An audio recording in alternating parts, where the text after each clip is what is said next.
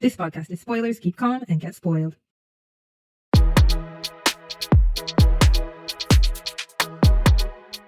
I'd say it's a forced marriage drama. So obviously, male lead and female lead, they come from two different states, and they're at war, or there's some sort of tension between the two. So in order to resolve the tension, the families are like, let's get our kids married. And yeah, so forced marriage is the first thing. Second of all, it's kind of an enemies to lovers story, kind of. So the reason why the two states are at war is because female lead's family, so they were kind of like allies, but then male lead's family uh, went into war with some other state, and then they needed help. They called female lead's family, and they didn't show up. So male lead's family, I mean, his grandfather, his brother, a lot of people died, and that's why there's like huge tension between the two states. So fast forward to the present, the male lead and female lead have to get married. Obviously, male lead has lots of resentment and distrust towards her family and so towards her. And then she knows that he has resentment and distrust, so they don't start. It doesn't start well. But because you know what enemies to lovers stories are like, it changes. They eventually fall in love and then live happily ever after. Next, I would say this is a girl falls in love first type of story. It's not super like it's not a huge deal, but I do feel like you can clearly tell female lead falls in love before male lead in this drama. She falls in love and she's aware of it also earlier than he is. Because maybe, I mean, I would say maybe she doesn't fall in love before he does, but she definitely finds out she's fallen in love before he does. And so then she's kind of like trying to deal with it, trying to figure out if he also loves her, that type of thing. I think it's important to mention, just because some people, me included, are not huge fans of this trope. Like, I don't usually like stories where the girl falls in love first. It has to be like really well done for me to like it. In this case, I like this drama, but I'm not sure I like that part of the drama. I think it just wasn't that much of a big. It wasn't that much of a deal because it wasn't a huge aspect of the story. Next, we have, I think this is a kind of sweet girl, cold guy type of story. Female lead, she can stand out for herself, okay, but she most of the time she's kind of like nice. I'm saying it as if it's a bad thing. It's not really that, but we're so used to like female leads that are kind of sassy. She has her sassy moments, but I think she assumes the trad wife role persona pretty well. So she's very respectful and kind of prim and proper, which is you don't see that often. So she seems very sweet. And on the other hand, you have male lead who's like really cold and aloof, really cold and aloof, and mean at the beginning too. So yeah. And the last thing I would say is it's a romance focused drama. This is very special because historical Chinese dramas tend to be a lot more about the political intrigue, and the romance is kind of secondary. Sometimes the ratio is more kind of like a 60-40, but you still feel like the political intrigue has kind of precedence. It has more importance. In this drama, the political intrigue kind of recedes to the background. It's a lot more about the romance, which would usually be a really good thing. But in this drama, it's not really a good thing, just because you have many down periods. You have lots of periods that feel kind of draggy, where you don't have anything very important happening. But no drama is perfect.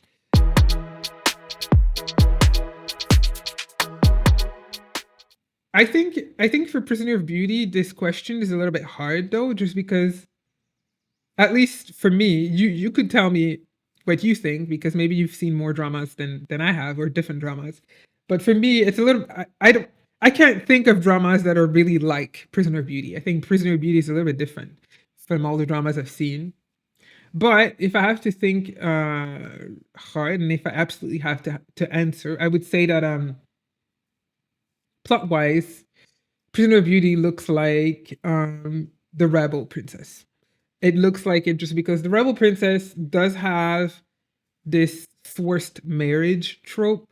It's the story of this noble woman who has to marry this general who comes from like a poor background.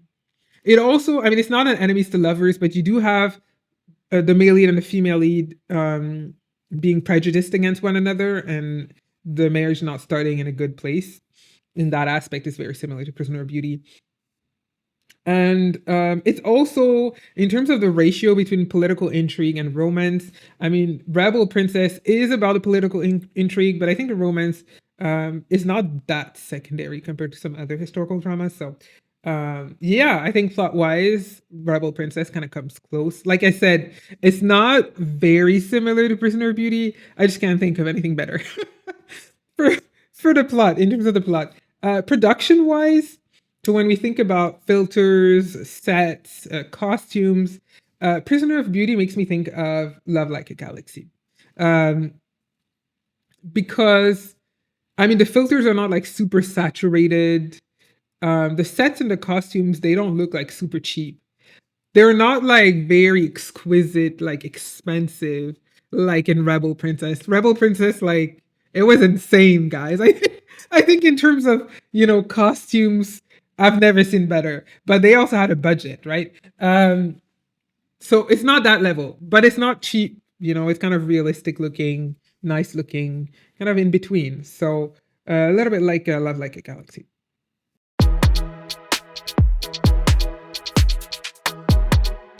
For me, as a writer, I think I always look at writing, at the plot, and something that really stands out for me for Prisoner of Beauty is the character development and growth arc of male lead. I think in Chinese dramas, often, the writing is almost an afterthought and it's kind of sad. And in this drama, it's great. What's great is just how perfect the character development and growth arc of the male lead is. He goes from, at the beginning, he has distrust and resentment towards both female lead and her family. And then as the story goes, he kind of loses it. So he starts having trust towards female lead and forgiving female lead because like she has nothing to do with their family issues. But it's just female lead. He still has resentment and distrust for her family. And then it keeps moving along and he starts forgiving her family and trusting her family. And by her family, I just mean her dad. Really, maybe her cousin as well, not her uncle. But he starts forgiving and trusting them. And then towards the end, we even get further than that. We get to a point where he gets into this situation where he has to make a choice. He has to make a decision that's the same that female lead's grandfather had to make in the past when his family died. And so he finally understands why they made that decision. And it kind of like, it doesn't go full circle, but it's like it fully closes that growth arc, and it's like a perfect closure, right? So well-paced and complete growth arc. It was just, I just had like nothing, like it was perfect for me. It was perfect, right? And for me, that's the best of the drama, just because you don't see such a well-written arc in Chinese dramas that often. I wouldn't say I wouldn't be able to say the same about female lead. She does have a bit of like a depth, It's not like she's a character that's like very 2D, but the problem is it kind of comes very late into the drama, just because I think her story has a lot to do with being kind of stuck. It's like a question of allegiances. She's being kind of stuck in between two nations because she's married to male lead, she's part of his state, but she still thinks about her family and she still wants to protect her family and her state. And so at some point in the story, it kind of becomes an issue where it's like, who are you gonna protect? Who are you gonna choose? Like, but you have to wait for that to happen, and it's just not that prominent. It's just not that well developed. So I think it just doesn't compare to what the male lead gets in this story. But it's still like it's still all right. It's still I think overall, Prisoner of Beauty does characters very well, right? It has flaws in writing, but in terms of the characters, It does very well because it understands that characters need depth. They need a backstory. They need depth, right? And I think many of the characters in Prisoner of Beauty have depth.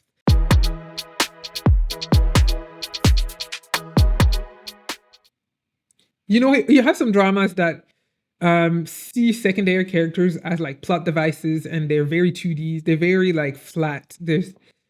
You don't have any expectations because they don't set anything for these characters. They don't give you anything for these characters, right? Prisoner of Beauty is not like that. Prisoner of Beauty was like, these are real characters. These are real people with flesh and bones and stories, right? They give you these side characters with backstories, with interesting things, with depth. And then they're like, we're not going to do anything about it. And that was extremely frustrating. So let me talk about them. I'm going to try to be, brief, but I don't know if I'll succeed. First of all, we have male lead's cousin Wade. He's interesting because he's the son of some guy from another state, an enemy state. So he also has, a little bit like female lead, a question of allegiances. He grew up with male lead, but he kind of feels like he doesn't belong in that family because he's the son of this other guy. And so he feels compelled to sort of do stuff for the enemy state under the table. And he has a bit of an issue because of this feeling of not belonging. It's not like the drama completely neglects his story, his storyline, his growth. It doesn't give as much as it could have given. It doesn't live up to the expectations, right? Which I think is very sad. Then we move on to female lead's cousin, Dat Chow. So female lead also has a cousin. Her cousin was supposed to be the one marrying male lead, but she had a bit of a love story with like a servant boy. And female lead found out about it and was like, fine, you go elope with that guy and I'll just marry that. I'll marry him instead. So female lead's cousin is interesting because female lead's cousin is kind of apolitical. She cares a lot more about her loved ones than she does about politics and people, the greater good. She's not about that. I think it's very interesting, and it gives for like a lot of gray, which you don't necessarily see in dramas because everything is always black and white. Either you're good or you're evil. Like, I wouldn't say female lead's cousin is evil. She just has like different priorities. Her priorities are her loved ones, and I don't think it's a bad thing. But the drama kind of like really turns to simplistic ways of dealing with this character. And even though it gives us so much potential and this very gray character, her story ends up being very simplistic and like 2D. I don't know. It was a disappointment for me as well. Then we move on to there's female lead's ex. So female lead was supposed to marry this other guy from another state as well. Liu Yang, I think. And he also has, he's interesting for his backstory because he grew up in a family that was kind of like abusive, and he has an inferiority complex, and he really feels the need to prove himself to his family, to his state, and also to the world. And this really drives his actions and his descent into kind of madness, because he has like low-key psychopathic tendencies. You can't tell that much at the beginning, but it really shows as the story goes along. And he also gives, like, he has the potential to give like a lot of interesting things, to add a lot of interesting things to the drama. But the drama takes the very easy route of just, making his story very simplistic, So that was also really sad for me. Another character that's like him is Lady Yu Lo. She was the fiance of Mei Lee's brother. Like I said, his brother died. So she has a lot of resentment towards female lead's family. But she also is kind of power hungry. She wants power for herself. And these two drives kind of lead her to do things, very different things. It could have been very interesting to explore. But again, the drama just kind of like keeps things simple, when it could have been so much more. I mean, you can't give 3D characters and then just do 2D things with them. You know, it doesn't work. It just doesn't make sense to me.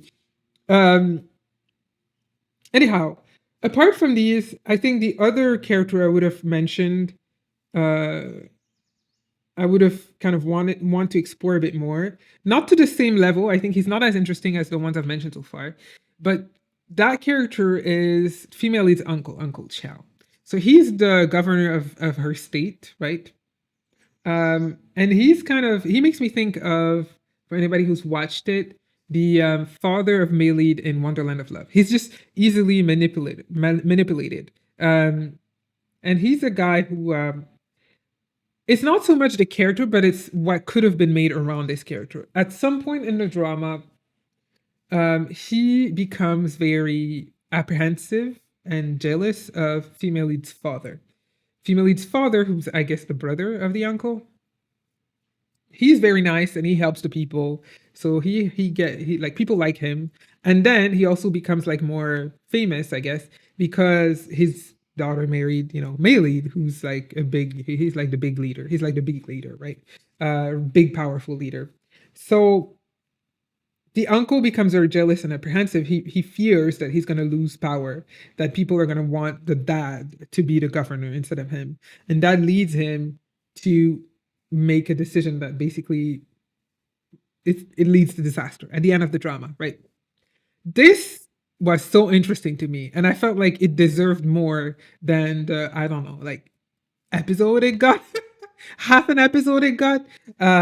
So all this to say, the drama gave us so much at the beginning. It had like so much more potential, and it didn't go there. And it's not like it couldn't get there because it just was tackling so much. Because, like I said, you have many periods that just feel like down periods in the drama. Feels like it drags. Feels like there's nothing meaningful happening. So they really just it was just bad writing, which is ironic because they do characters so well. They're doing it. That's what they're doing the characters so well, and then it's just they can't put all the pieces together well enough to do them justice. So that was the worst of the drama for me.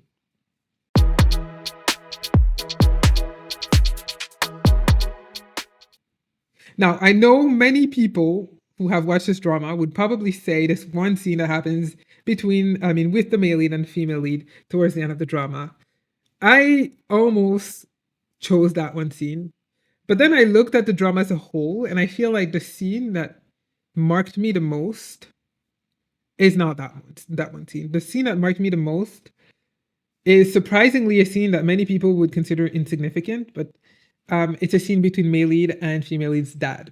So towards the end of the drama, male lead tells female lead that going to visit her state would probably help him let go of his resentment once and for all. So they travel to her state, and then he sees her dad. At some point, her dad is like, you have some people, I forget why, but you have some people that need help. And he's there sort of giving instructions. And Maylead sees him and he's like, obviously he's good. He goes to him and he's like, oh, how can you help them? Like, you guys are not in a good place anyways right now. And then the dad is explaining his reasons for helping, and, his rationale.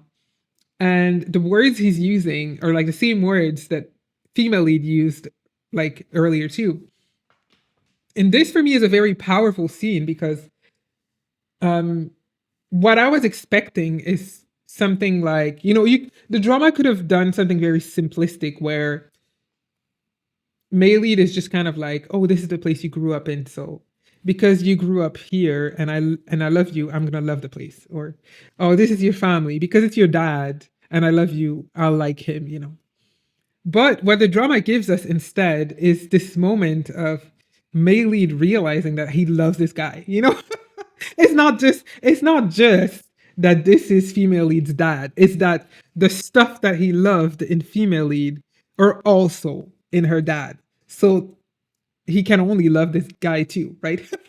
and and for me, that was just such a great scene. I also liked how at the end of the scene, Maylead bows in front of the dad, and it's kind of him acknowledging the dad as as female leads, and acknowledging their relationship, being like, you're my father-in-law. I recognize you as my father-in-law. I recognize you as my elder.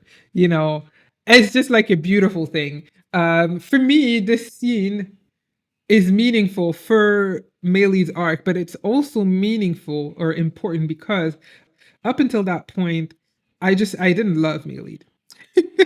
I didn't hate him. I have to be. I didn't hate him. He's not a hateful character, but he's not swoon worthy for me. He's not like I was not in love with him. But this scene kind of changed it. I saw this scene and I was like, I like this guy, and I think that it's just like this him being able to. It always felt like he wasn't super proud, but it just felt like he was above and beyond certain things. And then the fact that he would just bow in front of the dad and just like be like, I really like you. It was kind of like I really like you, here, let me show you my appreciation type of thing.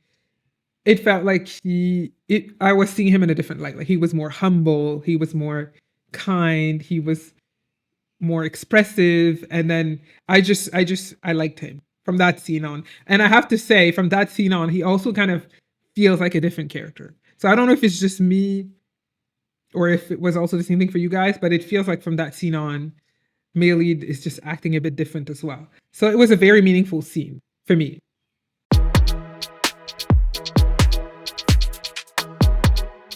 Female lead 100%. She's smart, but I think smart is kind of the norm now, especially in historical fiction. I think what is different with the female lead of Prisoner of Beauty is she's very perceptive. Like she can see through male lead. She understands him at a high level, right? And this is something I always look up to. I wish I was more perceptive. So of course I'm drawn to a character that's like that too. Interestingly, I think that it's also a bit of a problem that she's very perceptive, just because Maylead is so not perceptive that it creates a bit of a disparity, and it doesn't help his case. He's he understands her to a certain extent. It's not to the same level. He's really dumb in relationships. I think that's how they wanted to portray him. He's kind of like dumb in relationships. But it's not that cool. It's not that swoon worthy. I don't know. If I have to explain, I would say one male lead that I really like is the male lead of The Double. And if you compare the male lead of The Double and him, it's like the male lead of The Double was so perceptive. Like he could see right through the female lead. He knew everything. He knew how she thought. He knew everything, And I kind of really like that about him. It's not just the smarts, but it's also this understanding of human nature, and especially your loved one, that I find very, very attractive, very nice, very, very cool. So the male lead of Prisoner of Beauty was not that in for me, but I really like the female lead. I like that she's perceptive. I like that she's smart. And I also like the fact that she isn't very like extremely assertive, sassy, feisty. She has her moments of being sassy, but again, it's not like super sassy, because in a way she's just standing up for herself. Many times it's just her standing up for herself. But she's not like, I feel like it's very trendy nowadays in dramas, especially historical dramas, for the female lead to be very kind of loud and like sassy and like outspoken. And in comparison, the female lead of Prisoner of Beauty is a lot more reserved. Not because she's shy, but just it's like she doesn't have to be boasting. She doesn't have to unleash the sass 24/7, right? She chooses her moments, and the rest of the time she will be this very kind of respectful, prim and proper person. And I like that. I thought it really made her stand out and be a bit different from the others. In terms of characters, I like the characters that that stand out a little bit sometimes, right? So she's my favorite character, 100%.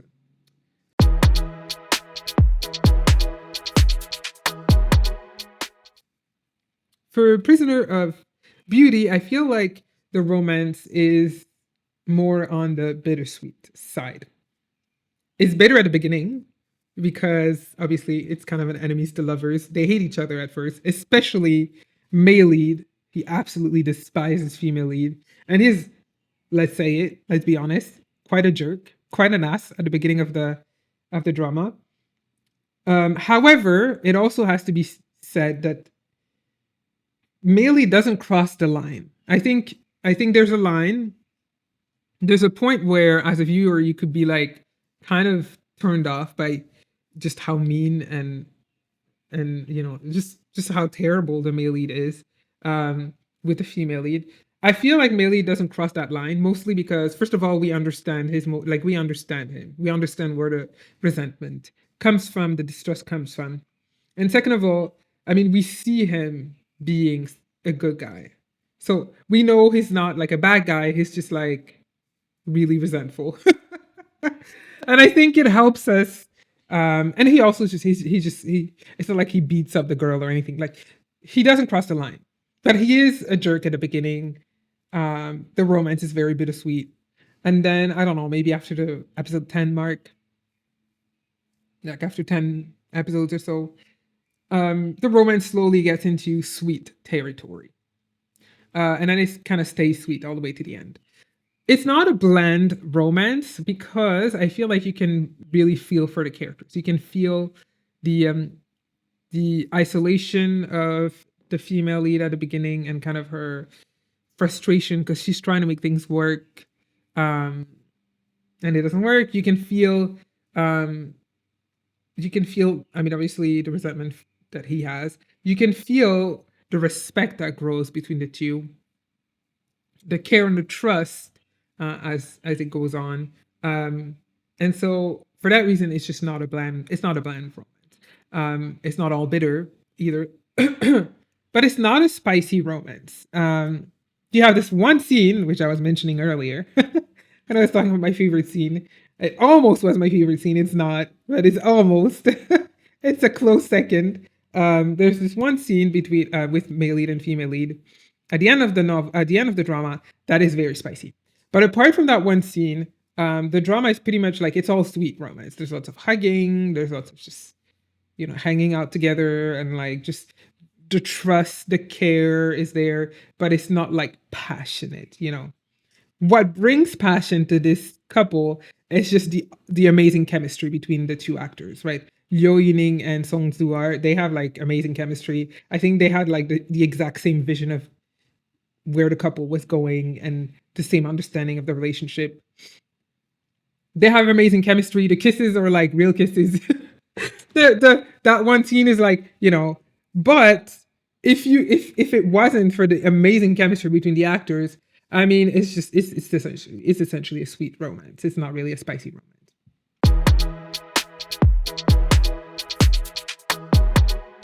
Yes, 100%. I binged the first half of the drama, and then because it was still airing, I kind of had to wait. But I was watching it religiously every day until the end. So yes, definitely binge material.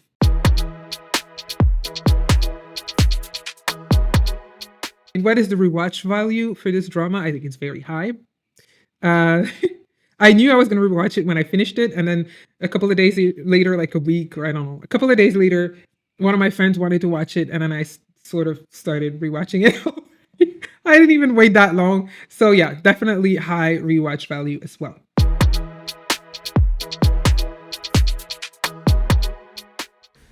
I like to think about if you had like a drama Olympics, what kind of prize would this drama get? Would it just be like a participation prize, or would it get like a bronze, silver, gold medal? Now, like I said, it's not a perfect drama. It has flaws in the writing, particularly. In terms of production, I had no issues. The romance was all right, even though I'm someone who kind of likes when the romance is a bit spicy. So the bittersweet part, also sweet is fine, but when you add the bitter, I don't know. It wasn't a huge issue. But the writing, the romance that I wish could have had a little bit more, a little bit of a something. Um, it's not a gold medal for me. But given the fact that it was binge material, the rewatch value is very high. Um, I like the female lead a lot. Um, I liked the in terms of the writing. I was really impressed with the growth arc of male lead. All of this together, I feel like this drama qualifies for silver medal. I feel like, you know. This is my opinion, of course. Feel free to let me know in the comment section. What did you think of this drama? Did you enjoy it? Did you not enjoy it? Would your answer to these questions be different, and how? And in the meantime, you know, thank you for watching, and until next time, bye.